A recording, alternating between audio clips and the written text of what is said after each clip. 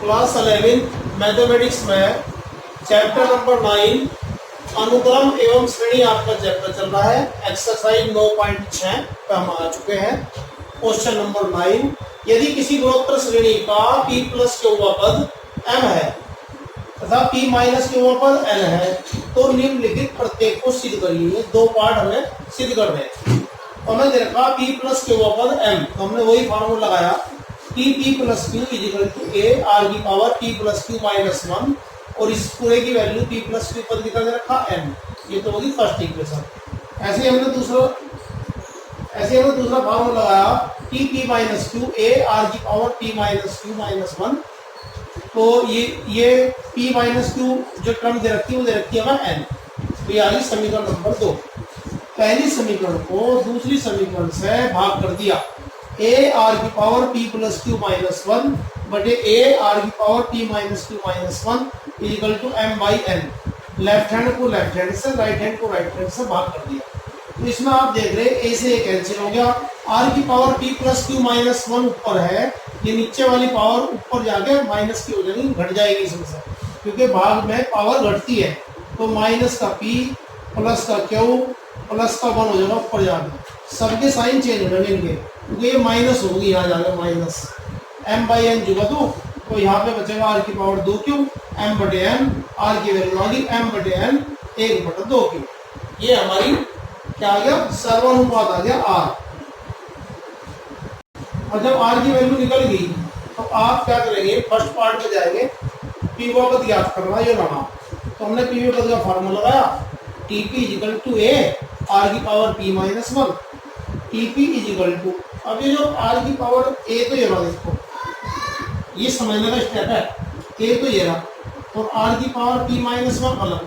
तो ये बीच में आया, कहाँ से आया, ये हमने अपने क्वेश्चन को सोल्व करने के लिए r की power p plus q minus 1 से r की power p plus q minus 1 से ऊपर नीचे हमने क्या कर दिया, यहाँ पे इंटू कर दी, यहाँ पे डिवाइड कर दिया। तो कुल मिला के से कैंसिल हो गया, तो आपका पहले वाली ही टर्म है। और इससे क्या फायदा होगा हमें, हमारी जो पहली समीकरण है उसमें है a r की power p plus q minus 1, तो इस सारे की जगह हम m लिख देंगे। तो देखो मैंने इस पूरे स्टेप में इससे इंटू करने के बाद में a r की power p plus q minus 1 complete पूरे की जगह क्या लिखा हुआ है, इस पूरे की जगह लिखा हुआ है m यहाँ से। तो बस आपके क्वेश्चन में से आपको a निकालने की आवश्यकता नहीं पड़ेगी। तो यहाँ पे m r की पावर m किस जगह आ गया, r की पावर p माइनस 1 जो हुआ, तो ये जो नीचे की पावर है सारी ऊपर जाके माइनस की हो गई, माइनस का p माइनस का q प्लस का 1, सबके साइन चेंज हो गए क्योंकि डिवाइड में घात घटती है। तो Tp equal to m r की पावर माइनस क्यू बच गया यहाँ पे, Tp equal to m r की वैल्यू, इसकी r की वैल्यू लग दी m बटे n 1/2 क्यू, बाहर रखा था माइनस क्यू, क्यू से क्यू कैंसिल हो गया, माइनस का 1/2 पावर आ गई, m जुगा तो रह गया। ये माइनस हटाने के लिए अंदर का रेसिप्रोकल होगा, प्रतिलोम होगा, नीचे वाला ऊपर चला जाएगा, ऊपर वाला नीचे, तो ये माइनस कैंसिल हो जाएगा बाहर वाला। तो ये m जुगा तो है हमारा, ये हमने क्या है पावर 1/2, इसको हमने रूट में लिख दिया n बटे m। रूट m से m कटेगा तो रूट m आएगा, रूट m गुणा root n is equal to root mn। ये पहला पार्ट 2 हो गया इसका। दूसरा पार्ट बिल्कुल ऐसे ही करेंगे, pq equal to a r की पावर q माइनस 1, बिल्कुल पहले की तरह r की power p plus q minus 1 से ऊपर नीचे इंटू करेंगे।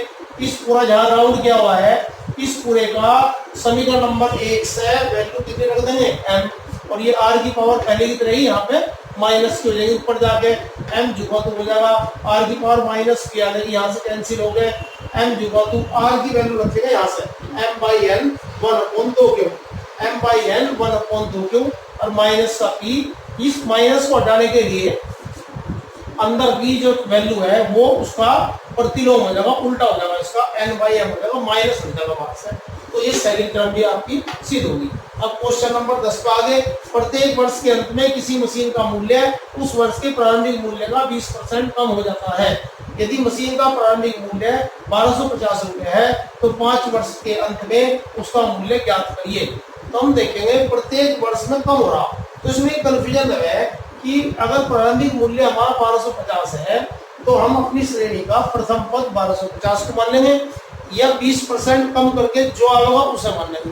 तो आप देखिए यहाँ लिखा हुआ है उस वर्ष के प्रारंभिक मशीन का मूल्य क्या हो जाता है, उस वर्ष के प्रारंभिक मूल्य का 20% कम। तो आपको जो फर्स्ट टर्म रखनी है 20% कम करके ही, क्योंकि पहले साल में 20% कम हो गया, दूसरे साल में फिर उसका स्क्वायर हो जाएगा। तो ये जो फार्मूला लगा हुआ है, ये फार्मूला कक्षा 8 का लगा हुआ है, जो हम उसमें करते थे A equal to P1 plus R upon 100 की पावर n, जैसे चक्रवर्ती ब्याज में लगता था। क्योंकि यहाँ पे मूल्य कम हो रहा है तो हमारे क्वेश्चन में यहाँ पे प्लस की जगह क्या आ जाएगा, माइनस आ जाएगा। तो हमने यही लगाया फार्मूला। हमारा प्रारंभिक मूल्य तो था 1250, एक 20% कम हो रहा, आर की जगह रख दिया मैंने 20/100, और इसकी जो ईयर है, पहला साल जो है 1 आ गया, दूसरे साल में यहाँ पे 2 आ जाएगा, तीसरे साल में यहाँ पे 3 आ जाएगा। इसको 20 से इसको काट देंगे तो ये आ जाएगा 20 से 100 काटेंगे 1/5, 5 ही कम 5 माइनस 1 4/5, ऐसे ही ये भी 4/5 का स्क्वायर आ जाएगा, ये 4/5 का क्यूब आ जाएगा। तो ये हमारी जीपी आ गई। इस जीपी का हमें पांचवा पद निकालना है। प्रथम पद तो आ गया 1250 × 4/5, और आ गया हमारा 4/5, क्योंकि अगर सेकंड टर्म को फर्स्ट टर्म से भाग करेंगे तो सर्वानुपात होगा 4/5। तो हमें पांचवा पद निकालना, a r की पावर 5 - 1, a का मान है 1250 और r की वैल्यू है हमारी 4/5, तो a का मान है 1250 गुना 4/5। ये पूरा a का मान रख दिया, यहाँ r की वैल्यू रख दी। अब हमने इसको काट पीट के, मतलब इसको सोल्व करके, और हमारा जो 5वीं टर्म आ गई वो कितनी आ गई, 409.6। That's all. ये एक्सरसाइज कंप्लीट होगी। कल को नेक्स्ट एक्सरसाइज चलेगी। आप अपने मोबाइल को पढ़ते वक्त 25 सेंटीमीटर डिस्टेंस में रखेंगे ताकि आपके आगे सुरक्षित रहे। Thank you.